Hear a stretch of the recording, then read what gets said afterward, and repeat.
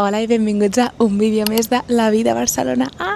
Quina il·lusió que torneu a ser aquí, que m'acompanyeu en aquesta sèrie, que potser és l'últim vídeo. No ho sé, perquè l'esteu donant molt d'amor i a mi m'està encantant fer-lo, però igual el reinventem perquè de districtes més o menys ja el tenim complert de la ciutat, però avui ens trobem una vegada més al barri de Gràcia. Avui no visitarem la vida... Bueno, sí que la visitarem, la Vila de Gràcia, però no ens enfocarem en ella com va ser el primer vídeo, sinó que avui ens enfocarem en una Gràcia des dels ulls d'una persona que ha crescut aquí. I aquesta persona és l'Uri, que des que el vaig conèixer que em va ensenyar com els seus espais secrets, els llocs que els agradava, on els agrada comprar l'orxata, el pa, passejar. Mira, el tinc allà, que ara us ensenyo el que té darrere, i el monument que és ell. Estem a la Casa Vicenç, que va ser una de les primeres obres d'Antoni Gaudí. De fet, diuen que va ser la primera casa. En ella ja s'hi veien característiques que després el farien molt famós, com els colors vius, el gust per la natura, l'utilització de materials tradicionals de manera innovadora. És espectacular, De debò, quines meravelles feien. Si us hi fixeu, combina maó, vi, rajoles ceràmiques, ferro forjat i fusta, creant un mosaic de textures molt atrevit per la seva època. Fet curiós, la gent es pensa que era una primera residència, però no. Aquesta era la casa d'estiueig de Manuel Vicenç. Imagineu-vos la seva primera residència.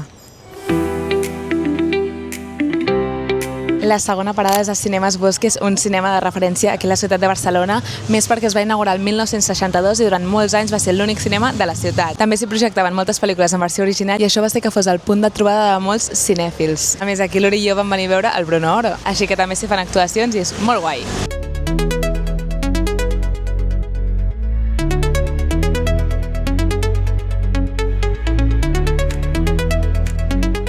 Li dic a l'Uri que no somriu perquè des de que ens hem vist no ha somrigut i ara està tota l'estona així.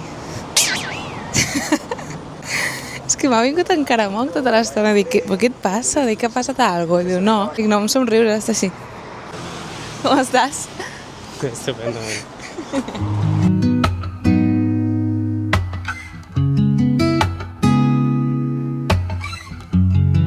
Ens trobem al carrer de Trèvol perquè us venim a ensenyar un grup de restauració que ja us vam ensenyar al vídeo de Sarrià Sant Gervasi. Aquest es tracta de Mantequeries Pirenaiques, que l'any passat, el juny de 2024, van obrir la Fonda Pirenaiques, un restaurat inspirat en la cuina tradicional catalana, sobretot preparant-los com ho feien les nostres àvies, no? Aquí podem trobar uns macarrons increïbles, unes mandonguilles també increïbles, guisats casolans, bueno, és una fantasia. O sigui, jo crec que venir aquí és parada obligatòria. Estaven dient que els fideus de la cassola estan boníssims. Jo no ho sé, jo he provat les mandonguilles, els macarrons, algun guisat, les carxofes, les croquetes, és que tot està boníssim. O sigui, de debò és d'aquells restaurants que val la pena venir. Està boníssim. I a més, hem vist que nosaltres havíem vingut a aquest restaurant, però és que de cop veiem com que la brasa Pirenaiques. Un restaurant nou, de brasa. Nens, una excusa per tornar. Ens encanta Gràcia i l'Eixample ja no serà més el meu barri. Tiro indirecte. A més, he estat buscant informació del grup de Mantequeries Pirenaiques perquè jo sóc gran fan, ja ho sabeu, i m'ha encantat perquè va començar sent un colmado format per una família el 1957, concretament la família de Ricardo Cortés, i més tard, el 2014, Miguel Puigol agafa el relleu del negoci i fa créixer exponencialment. Sobretot sempre mantenint l'essència de la truita, patates en tots els seus formats i aspectes, destacant els esmorzars, la localitat de barri i de més. És el que fa imprescindible i el que fa que a mi personalment m'encanti. Aquí seguim amb restaurants, però passem completament d'una cuina catalana a una cuina japonesa, perquè hem de fer un guinyo a que vam estar aquest estiu al Japó, i fa temps, fa prop de 3 anys o així, l'Oriol i jo vam conèixer aquest restaurant que tinc aquí darrere, que és l'Asian Ways, que, nois, si heu de venir a menjar un bon ramen a Barcelona a bon preu, aquest és el vostre lloc, o no? Exacte, sobretot a bon preu. En plan, potser no és el millor ramen, però sempre anem perquè amb el tenedor fan descompte i... I és com el lloc segur. Sí, a més te tenen simpatiquíssims, o sigui, sempre són tan monos. Sí, això és veritat. Sí, és veritat. I mira, és maquíssim. Veus com fan les llozes també davant teu, te tenen superbé de debò. Crec que també deu ser negoci familiar. No sé, però són molt macos i hi ha llocs que són macos. I el producte està bo i a més a bon preu, no sé, a mi m'han guanyat.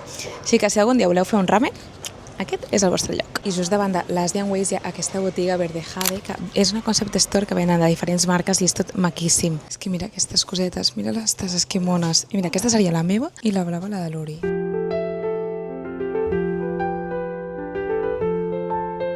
Moníssima i sobretot ara que vindrà, bueno, encara queda, vale? Però d'aquí res estem a Nadal i Amics Invisibles. Puntazo, apunteu-vos a aquesta botiga. Segur que qui li toquis d'Amic Invisible estarà contentíssima, ja veuràs. No, és que a més d'una botiga a una altra, Boomerang, què són aquestes làmpades tan perfectes? Ja sé on vindrem a moblar el pis. Aquí vindrem a buscar tota la il·luminació de casa. És que mira, és que és perfecte, els colors. O sigui, imagina't una casa senzilleta però amb una làmpada d'aquestes. Espectacular. Ens trobem a la plaça del Sol, un punt que ja us vaig ensenyar al primer vídeo, però que avui no la podíem obviar. Rep aquest nom perquè antigament, i encara a dia d'avui, era una plaça superoberta i s'hi feien mercats i entrava molt de sol, així que a la gent li encantava. És un punt de trobada imprescindible per tots els veïns del barri, també per fer mercats, festes populars, castellers, i de fet, si vens aquí un divendres i dissabte, o inclús avui, que som dimecres, no trobaràs cap lloc per vendre res, perquè tot està ple, m'encanta. Vida, gent amb cerveses, posant-se al dia, cafès, és imprescindible. Si no la coneixeu, vamos, bueno, és un delicte, no? Viure a Catalunya i no conèixer-la, heu de venir. Em diu l'Uri que als recients no els agrada que ells vulguin anar a prendre alguna cosa i no puguin seure. Em sap greu, realment a mi tampoc quan he vingut amb les meves amigues. Jo mai vinc a prendre res a Gràcia perquè sempre està ple tot. Però és que a mi m'agrada aquest ambient, i a tu també. Imagina que això estigués buit. Sí, a mi m'agrada anar a algun bar i poder-me sentar. Llavors aquí està impossible. Però ara anirem a on anem normalment. Així normalment. veieu dos punts de vista, un resident i una mataronina que gaudeix molt de Gràcia, però a la distància, saps una mica? Exacte. Som-hi. I podem parlar, sisplau, d'aquest edifici preciós? És que se n'ha tret d'un conte, sí o no? Ja no només pels colors del verd i el rosa, sinó per l'alçada, perquè es queda com aïllat, no? Ell mateix. És maquíssim. Som-hi! Ala, que guai! Hi ha una escola de ceràmica, mira! Li ensenyaré a la mama. M'encanta fer ceràmica. Crec que és nova, jo aquesta no l'havia vist. Mira que hem passat vegades per aquí. Quina il·lu! Mal moment per ser de Gràcia i tenir gana, perquè l'Uri, quan vam començar la relació, em va ensenyar un lloc que és pecat. Horxateria La Sirvent. Vols dir alguna coseta? No, que cap a dintre. Ell ja em deia, jo no prendré horxata, no prendré, vull menjar bé. I ara em diu, ens partim una mitjana. Ja ha caigut. Que bona.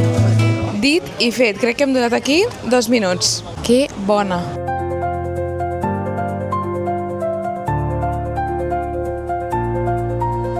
I mireu el paradís d'on som, un dels tresors més macos de la ciutat de Barcelona. Bueno, primer les vistes, que a més s'està ponent el sol i és increïble. Mireu què tinc aquí, que pobret s'ha fet mal. L'estan remodelant. Ai, però que maco que és.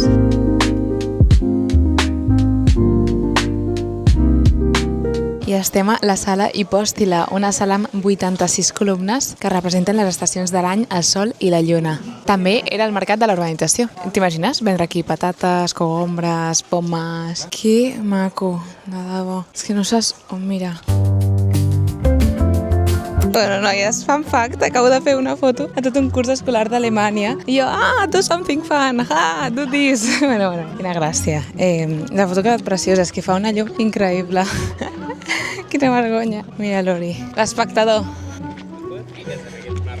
A veure, si m'han demanat què he de fer, dir-li que no. Com un giro i li està fent una foto a 100 persones, saps? A sobre, en alemany, que no sabia com dir 1, 2, 3 en alemany, saps? Exacte. M'he quedat allà pillada. I jo vaig fer 2 anys, imagina't. Vale, jo li pregunto a l'Uri, què és el Parkway per tu?